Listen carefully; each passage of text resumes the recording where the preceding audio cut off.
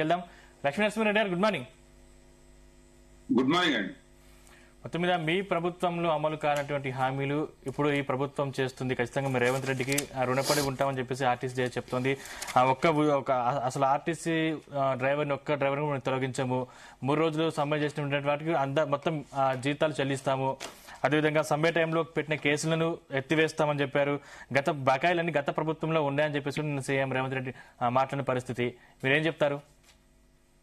ముందుగా ప్యానెల్లో పాల్గొన్నటువంటి వెంకటరెడ్డి అన్న గారికి, అదేవిధంగా హనుమంత్ అన్న గారికి, అదేవిధంగా వెంకటస్వామి అన్న గారికి, మీకు జీటీవీ ప్రేక్షకులకు నమస్కారాలు తెలియజేస్తా ఉన్నాను. ఈరోజు మన హనుమంత్ అన్న గారు మాట్లాడినటువంటి పరిస్థితి చూస్తా ఉంటే ప్రభుత్వం ముందు ఏ విధంగా మాట్లాడాలో అంటే నిజం మాట్లాడేటువంటి పరిస్థితులలో వారు లేరు.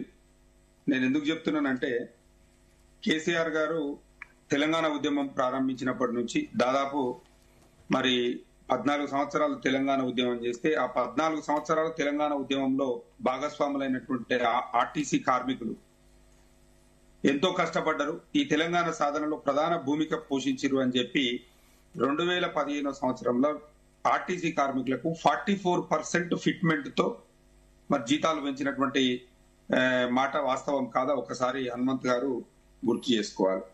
అదే విధంగా ఆర్టీసీ ఇబ్బందులలో ఉన్నది. ఆర్టీసీ ఇబ్బందులలో ఉన్నటువంటి ఆర్టీసీని ఆర్థికంగా ఆదుకొని లాభాల బాటలోకి తీసుకుపోవాలని చెప్పి ప్రతి సంవత్సరం బడ్జెట్ లో ప్రత్యేకమైనటువంటి నిధులు కేటాయించి అంటే దాదాపు ఒక 1500 కోట్ల రూపాయలు కేటాయించి ఆర్టీసీని లాభాల బాటలోకి తీసుకుపోయినటువంటి పరిస్థితి మనందరం కూడా చూసినాం.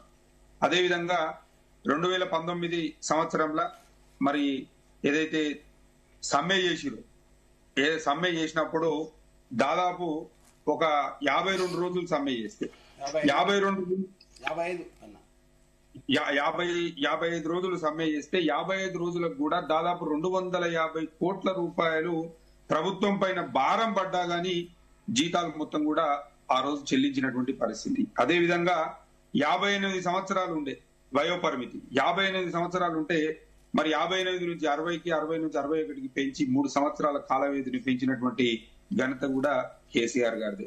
అదే విధంగా 60 ఉంది అన్న ప్రభుత్వంలో అయితే 61 అవుతుంది, 60 ఉంది అంటే 2 years పెంచారు. అక్కడ ఆంధ్రాలో 61 ఉంది. నేను అదే చెప్తున్నా. అదే విధంగా ఏదైతే సమ్మె కాలంలో నో వర్క్ నో పే ఉన్నా గానీ లేదు, వాళ్ళు ఇబ్బంది పడతారు, వాళ్ళ కుటుంబాలు రోడ్డున పడే పరిస్థితి ఉంటుందని 250 కోట్ల అదనపు భారాన్ని భరించి వాళ్ళకి సమ్మె కాలంలో జీతాలు కూడా మొత్తం చెల్లించడం జరిగింది. ఆర్టీసీ కార్మికులను కేసీఆర్ గర్వలేదు, ఆర్టీసీ కార్మికులను పట్టించుకోలేదు అని చెప్తున్నారు. ఆర్టీసీ కార్మికులతో ప్రతి డిపోకు అంటే దాదాపు ఒక 5 చొప్పున ఆత్మీయ సమ్మేళన కార్యక్రమాన్ని కూడా ప్రగతి భవన్ లో ఏర్పాటు చేసి కేసీఆర్ గారు వాళ్ళందరి యొక్క బాధలను కష్టాలను పరిశీలించినటువంటి పరిస్థితి మీ హనుమంత్ అన్న మర్చిపోయినట్టుంది. అదే విధంగా వీళ్ళ దశాబ్దాల నుంచి వీళ్ళ కలగా మిగిలినటువంటి ఏదైతే ఆర్టీసీ విలీనం గాని అదే విధంగా ఆర్టీసీ ఉద్యోగులను ప్రభుత్వ ఉద్యోగులుగా గుర్తించాలన్నటువంటి విషయాన్ని సహేతుకమే, ఇది నిజమే, ఇది వీళ్ళ యొక్క చట్టబద్ధమైనటువంటి హక్కు, వీళ్ళు కోరుతున్నటువంటి కోరిక న్యాయమైనదని చెప్పి 2023లో absorption of employees into government service bill act 2023ని ఇంట్రడ్యూస్ చేసి కేబినెట్ లో ఆమోదం తెలిపి అదేవిధంగా అసెంబ్లీలో ఆమోదం తెలిపి గవర్నర్ గారి దగ్గరికి కూడా పంపినటువంటి మాట వాస్తవం కాదా?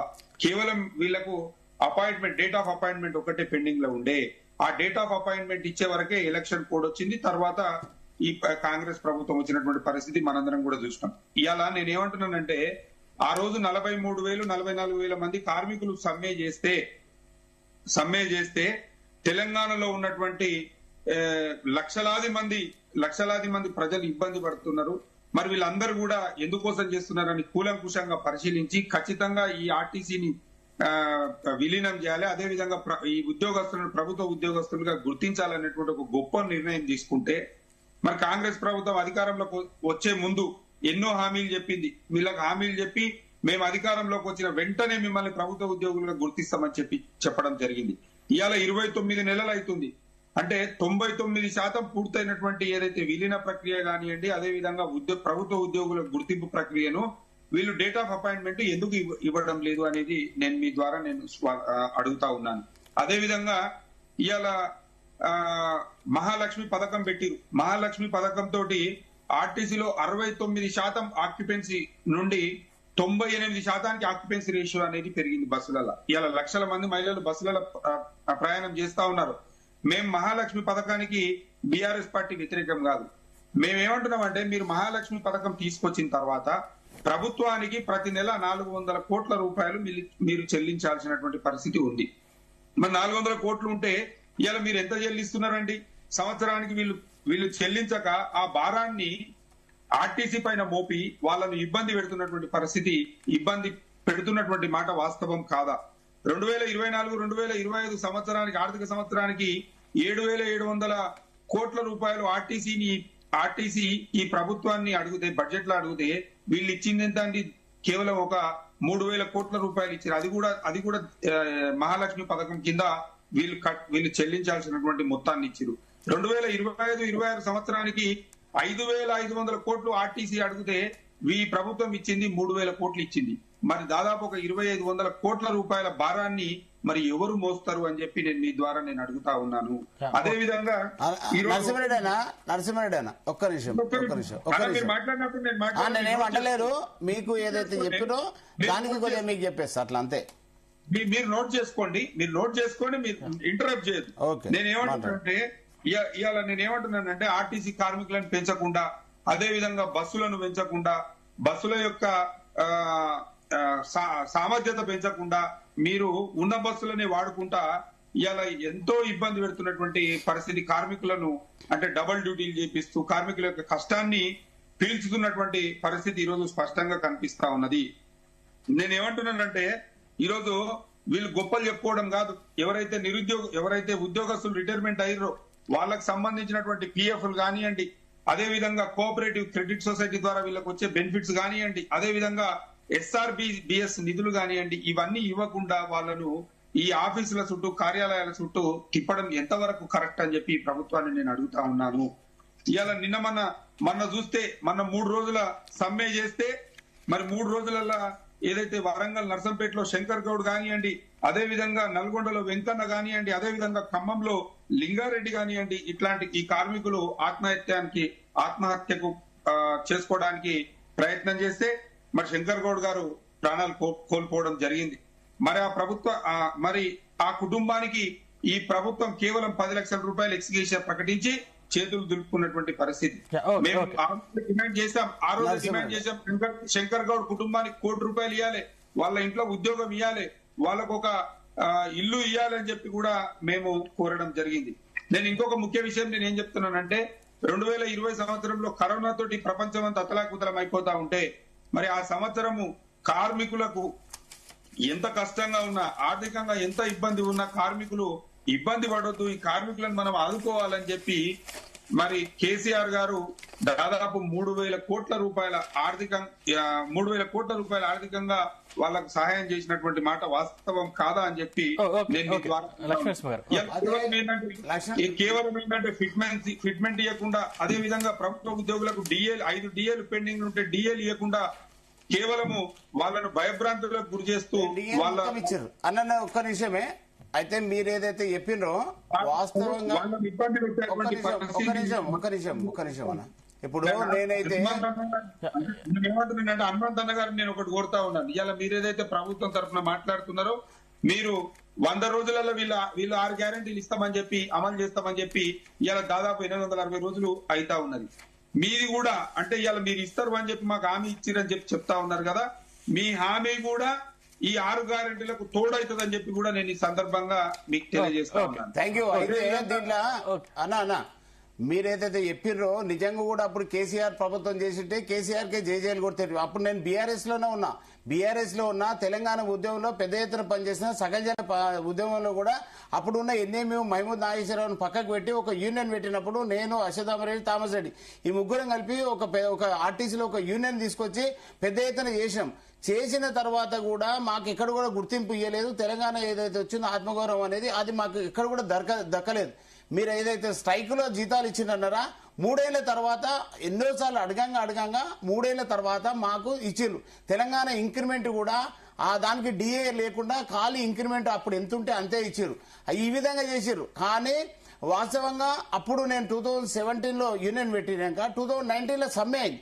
సమ్మె తర్వాత నన్ను ఏం చేశారంటే రవాణా శాఖ మంత్రి అప్పుడు ఉన్నటువంటి మహేందర్ రెడ్డి గారు నేను యూనియన్ పెట్టిన ఆయన ప్రభుత్వంలో విలీనం కావాలంటుండని చెప్పేసి నన్ను ఎండి గారితో 1.5 ఇయర్ లీవ్ శాంక్షన్ చేసుకుంటే రద్దు చేయించారు. ట్రాన్స్పోర్ట్ మినిస్టర్ లెటర్ రాసిన డైరెక్ట్ గవర్నమెంట్ కి యాంటీగా పనిచేస్తుంటే నేను తీసేయండి అని అప్పుడు ఉన్నటువంటి అశ్వథామరెడ్డి కొంతమంది కావాలని నా మీద కుట్ర చేసి సస్పెండ్ చేసి రిమూవ్ చేసారు. రిమూవ్ చేస్తే కూడా నేను ఎక్కడ కూడా భయపడలేదు.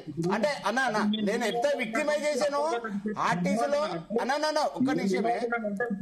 కరోనా లాంటి టైంలో ఆర్థిక పరిస్థితి ఎంత ఇబ్బంది ఉన్నా గానీ మీకు చెల్లింపులు అంటే ఏమైందంటే ఆ రోజు ఎంత ఇబ్బంది పెట్టింది అనేది మీకు చెప్తా ఉన్నాను. మీకు మేము ఆర్టీసీలము కేసీఆర్ అంతా అండదండగా ఉండి పనిచేసినప్పుడు కూడా మాకు ఎంత ఇబ్బంది పెట్టిననే చెప్తున్నా. అయితే ఇబ్బంది పెట్టడమే కాకుండా ఇప్పుడు ఏమైపోయింది, ఇప్పుడు మళ్ళీ నేనేం చేసా అంటే నేను ఒక్కటే 1 మినిట్ లా ఒక్కటే నిజం. ఇప్పుడు నేనేం చేసినా ఉద్యోగం పోయినాక ఏం చేసినా కాంగ్రెస్ పార్టీలో జిల్లా ప్రధాన కార్యదర్శిగా వికారాబాద్ జిల్లాలో 7 ఏళ్లు పనిచేసిన. ఇప్పుడు 7 ఏళ్లు మొన్న 4 నెలల క్రితం కోర్టు ద్వారా నేను మళ్ళీ ఉద్యోగం తీసుకున్నా, ఉద్యోగంలో జాయిన్ అయినా. ఇప్పుడు మళ్ళీ ఏదైతే ప్రభుత్వంలో విలీనం ఏదైతే డిమాండ్ ఉందో అన్నా మీరు కాంగ్రెస్ పార్టీ పూల పడవ అని ఎక్కిర్రనా, అది మునిగిపోయే పడవ అని చెప్పి ఇంకా మీకు పార్టీ పరంగా చూస్తే మహాలక్ష్మి స్కీమ్ ఏదైతుందో అది తీసుకొచ్చినాక ఆర్టీసీ 3 పూలు 6 కాయలుగా విరజిల్లుతున్నది. ఇప్పుడు ఇది నగ్న సత్యం గుర్తించాలి. అదేవిధంగా ఆ కాంగ్రెస్ పార్టీ మేనిఫెస్టోలో పెట్టిన 6 అంశాలతో పాటు ఆర్టీసీలో కూడా ప్రభుత్వంలో ఒకటి కాంగ్రెస్ పార్టీకి మీరు వత్తాసు పలకడంలో తప్పు లేదు, నేనేం దాన్ని ఏం అనట్లేదు. వత్తాసు కాదు, అప్పుడు బీఆర్ఎస్ కు పలికినాం. బీఆర్ఎస్ మళ్ళీ అట్లా మాట్లాడదు. బీఆర్ఎస్ కూడా ఇప్పుడు కాంగ్రెస్ కు చేస్తున్నాం.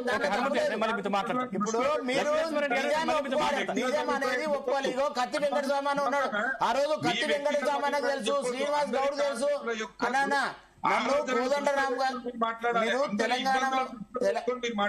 తెలంగాణ ఉద్యమంలో అప్పుడు బీఆర్ఎస్ లో ఎవరైతే పెద్ద పెద్ద నాయకులు ఉన్నారో ఇప్పుడు కత్తి వెంకటస్వామి గానీ శ్రీనివాస్ గౌడ్ గానీ లేకపోతే ఎవరు మన కోదండరామ్ గానీ వీళ్ళందరూ కూడా నన్ను గుర్తుపట్టిన లేరు. నేను అప్పుడు ఉద్యోగంలో అట్లా పనిచేసాం.